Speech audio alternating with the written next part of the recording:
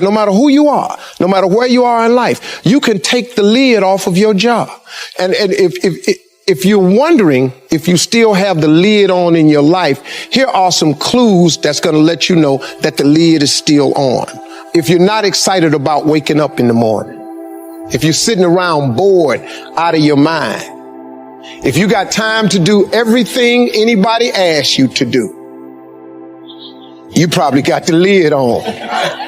If when you tell your dreams to all your friends, it makes sense to them, you got your lid on, man. Your dreams should not make sense to everybody. You got to say something that make people go, how you going to do that? That's when you got the lid off. And if I were you, I'd do that. I'd take the lid off. Makes sense to me, don't it? I mean, look, in show business, that's all the time.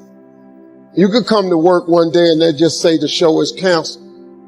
What can you do? So what I've done is I've produced so much content.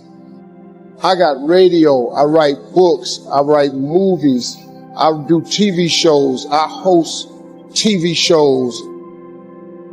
I got a game show, I do a Facebook watch show. I do so many. So when they come and they cancel something, I don't really give a damn. Because I got 8 more jobs. You know what I mean? I've just managed to stack. And then I'm always prepared.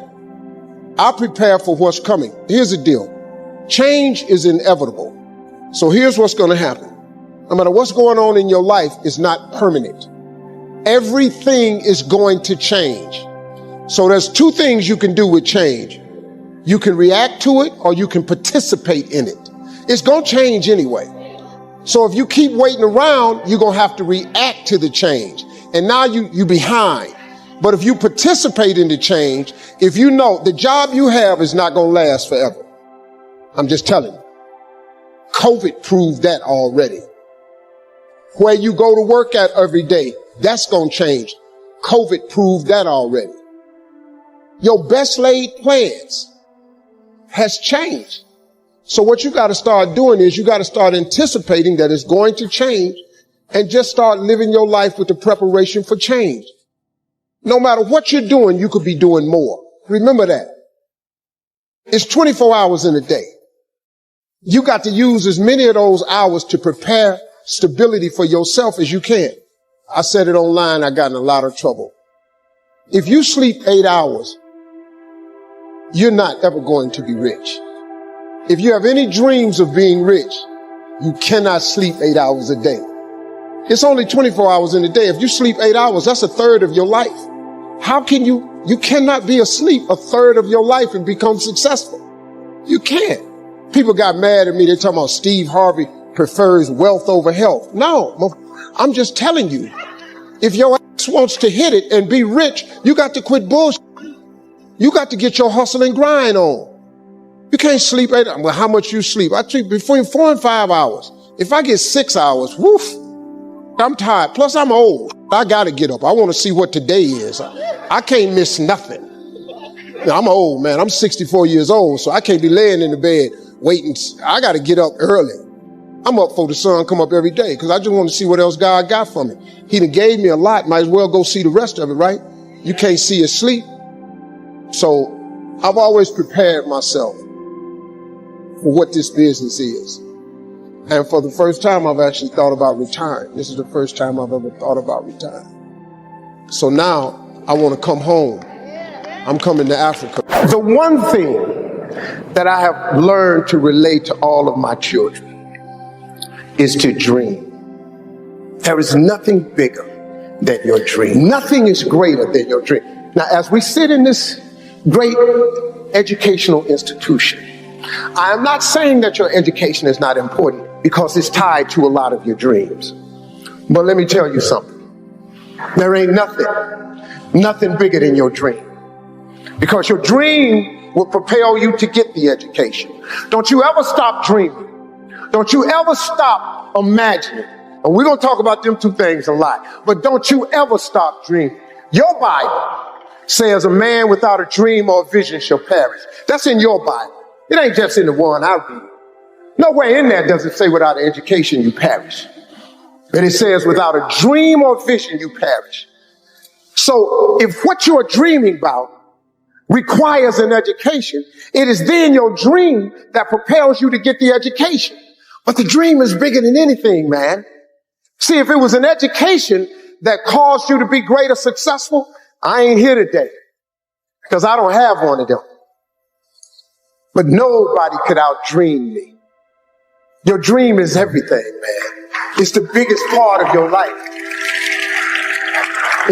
Look, man, it is that thing that God puts in you that don't let you sleep sometimes. It's your dream. It's that thing, that part of you, man, that wakes you up and stirs the very pit of your soul. I've always taught my children to dream. The secret, though, the secret to real success is if you tie your gift to the dream. Whatever position you find yourself in today, we put ourselves there by a series of thoughts and actions. Thoughts turn into things. That's very important to know. So let's look at both sides of it. For people who think negative thoughts, it turns into negative things. And the direct opposite is true for those who think positive thoughts. It turns into positive things. That's the deal. It's as simple as that, folks. Thoughts become things. So the one glaring question for all of us always is, on a daily basis, what are you thinking? What are your thoughts? What are you thinking? What are your thoughts? Because this is a fact of life.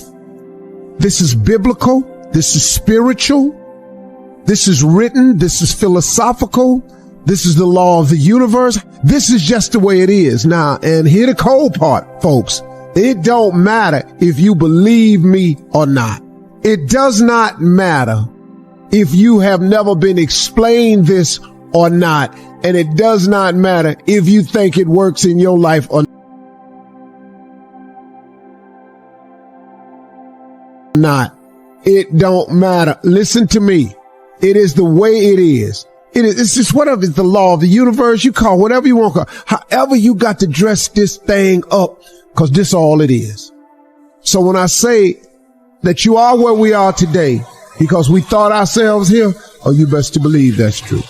You thought yourself here. No one else. See, let me explain something. I got people around me who so badly want to take credit for it. Every man in this room, you blew your 20s. You spend all your 30s trying to make up for your 20s. Yeah, that's the truth. Dog, every dude in this room blew their 20s and at 30 trying to fix what they should have did in their 20s. Yeah. And so forth and so on. You turn 40, you're trying to recover from the mistakes you made when you're 30. Now at 40, man, it's time for you to start. Really, at 30, you need to start buckling it on down. And just realize, man, everybody make mistakes. And if the mistakes you're going through are going to help you become the person you need to be later on. Steve Harvey. All them mistakes, dog, they cool to make. Yeah. I needed to mess up every marriage. I needed to get arrested like I did. Yeah. I needed to get shot. I needed all this, dog. I needed to be homeless. Yeah. I needed all them things to happen to turn me into who I am today. So when you're young and you make mistakes, don't let them eat you up. Because everybody that done made it, done made them. Yeah. You got to fail in order to win. Hey, look, man, to understand how to hit the game-winning shot, you got to miss the game-winning shot. First of all, you're talking about stuff that I can relate to like so many others can relate to. I mean, everybody got the same story. We just got different details. But like I always say, life is 10% what happens to you, is 90% what you do about it. See, we're going to dive into a chapter from my new book, and it's chapter 1, section 1. This is very clear for people. So the first step is getting completely and brutally honest enough to say, I am tired of myself. When you say I'm sick and tired of being sick and tired, that's the facilitator of change. That's when you're ready to say these words, no more excuses. No more excuses. I went to Kent State. I dropped out. I didn't drop out. I flunked out. Now that threw my life into a spiral, but because I didn't have a college degree, I could not let that stop me. And like you're doing, where you're saying all my friends at this age are settling in your careers, you don't even know if they're happy or not. Stop comparing yourself to others. So the first thing you do is stop focusing on other people. Instead, focus on being the best version of you that you can.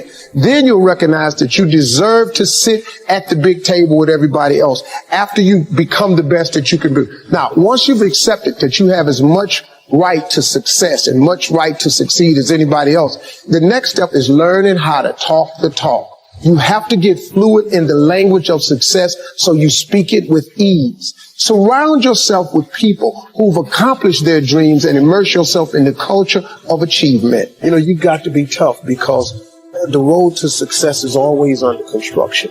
It's never a clear path to success. The people who become successful are the people who have a relentless attitude. And you just got to hang in there through the bad breaks, because the bad breaks is coming, but they usually come right before the big break is about to happen. You get a series of bad breaks and it stumbles up a lot of people. My life and my success is to say to anyone, you can stumble, you can fall, you can get back up again.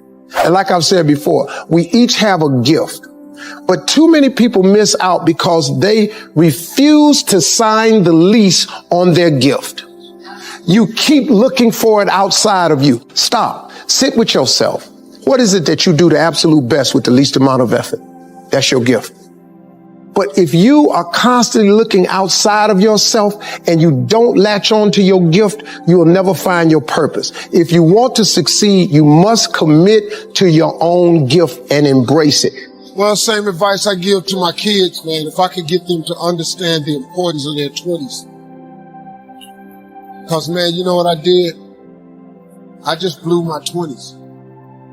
I ended up spending all of my 30s fixing what I messed up in my 30s. I spent all of my 40s doing what I could have been doing in my 30s. I looked up, man, and I had let too much time slip. If you could get young people to get their foot on the gas pedal in their 20s, because right now they think going out is everything. And I keep telling them, man, you're gonna outgrow that in a minute. Because, you know, like at this age, it's when somebody says, hey, we're going to go out to a club tonight. What? Go out to a club? Are you kidding me? It don't make no sense to you now. Because you're over that. But it takes a minute for them to understand it. It's sad. I wish they'd get it. I wasn't clubbing in my 20s. It just, I didn't know how to make a vision board. I didn't know how to. What really changed my life, man, was I got in Amway when I was about 24. I got in Amway. And that changed my life, man, because the first time ever, they introduced me to self-help books. And I read 2 books that changed my life. It was The Power of Positive Thinking by Norman Vincent Peale and The Magic of Thinking Big by David Schwartz. I read them books and it changed my life. But it also made me remember what my mother had taught me, because she was a Sunday school teacher, because all self-help books are Bible-based. There's nothing, everything comes from the Bible. All of the self-help books, that's Proverbs. That's all it is. The book of wisdom and understanding. If you can read that, it'll change your life too. Sometimes you need regular books where you can relate to it differently. But it's all comes from the Bible. It's like a great book is The Secret. But if you read The Secret,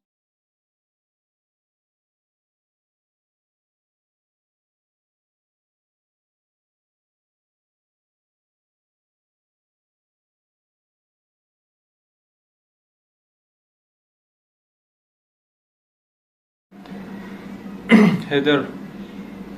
Hey guys, welcome to our channel where we delve into the incredible power of the mind and how our thoughts shape our reality. Today we are going to explore fascinating topic, the power of your thought. Have you ever stopped to think about the impact your thought have on your life? From the moment you wake up to the moment you go to bed, your thoughts are shaping your reality in ways you may not even realize. Our thoughts are like seeds, planets in the garden of our minds. They have the power to blossom into beautiful flowers or to cook out the potential for growth. But how do we harness this power for our benefit? It all starts with awareness. Becoming aware of our thoughts allows us to recognize the traits and behaviors that may be holding us back. Once we are aware, we can begin to shift our thoughts forward positivity and possibility.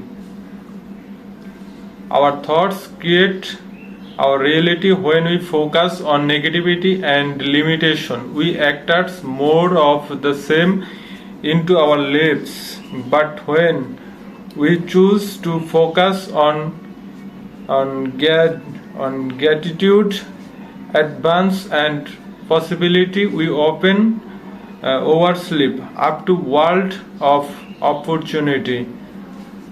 It's not about draining the challenges of difficulties we face. It's about refreshing them in a way than us to overcome them. By changing our thoughts, we change our perception of the situation.